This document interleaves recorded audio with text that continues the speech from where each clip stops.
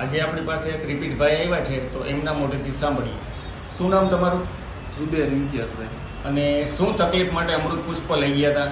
મમ્મીને પગના દુખાવા, સાંધાનો દુખાવો, એડીનો દુખાવો બહુ હદ બાર થતો હતો. ચાલી નહોતા શકતા, નીચે ગોઠણ માંડીને બેઠી નહોતા શકતા. આજે 1 મહિના પહેલા હું લઈ ગયો હતો, પાછો આવ્યો છું. અત્યારે 50% જેટલો ફેર પડી ગયો છે. સબાકાય બંધ થઈ ગયા છે, પ્લસ દુખાવો બંધ થઈ ગયો છે. અને ગોઠણમાં અત્યારે સાવ દુખાવો બંધ થઈ ગયો છે.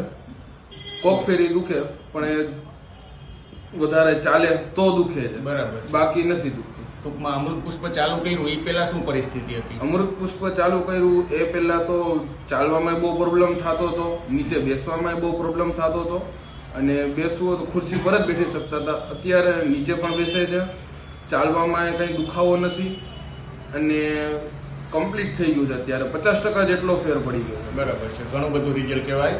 જય દ્વારકાધીશ.